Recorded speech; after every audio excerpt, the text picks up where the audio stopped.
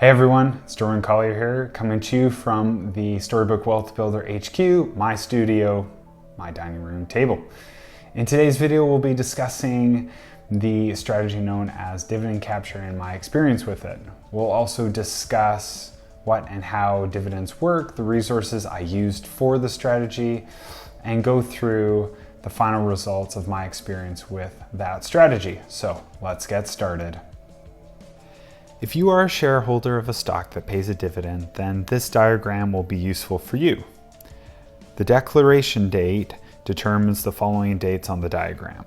The ex-dividend date is the cutoff date to buy stock to receive the upcoming dividend, meaning the day before the ex-dividend date is the last day to buy stock to receive the upcoming dividend.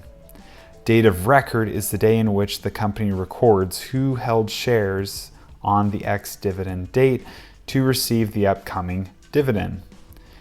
The payday is when the dividend is released to eligible stockholders. Dividend capture involves buying a stock before the ex-dividend date to earn the dividend, then sell it on or after the ex-dividend date. A stock should drop by the dividend amount on the ex-dividend date. A more detailed look at this function can be found in this video I made, which I will link in the end screen of this video. The resource I use for the dividend capture strategy is tsx.exdividend.ca, which allows you to easily search upcoming ex-dividend dates. Now from the top of the page, you can search by a couple of these bubble filters: 10 days, 60 days, 120 days. But if you scroll down to the actual table, the most pertinent information is here. As you can see in the third column, you have the actual ex-dividend date, which is how it's currently sorted. And you can simply see all the ex-dividend dates in order that are coming up.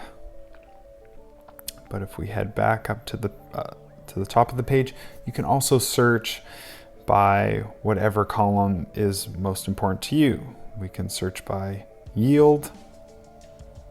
And for the upcoming 10 days, this is the highest yield you'll see. We can also search by dividends per share, which in this case would be $1.17 for Canadian Tire. And also frequency.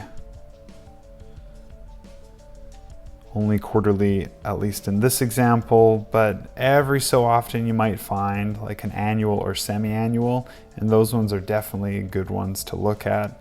Even if their yields are typically lower, if it's annual, it's just paid out in one shot, or semi-annual, it's paid out twice a year versus quarterly or monthly.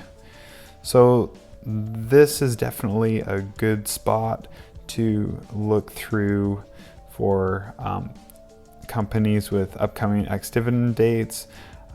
Give it a look through. I will put a link for this website in the description.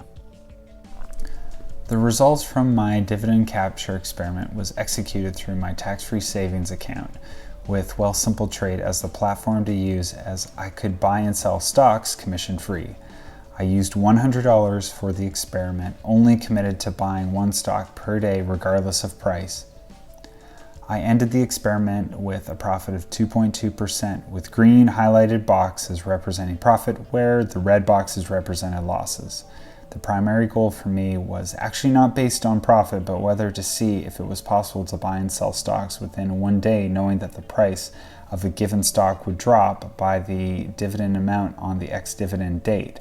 6 out of the 12 stocks I bought and sold achieved that one-day turnaround from the ex-dividend date, whereas the other stocks were bought and sold in fairly short order.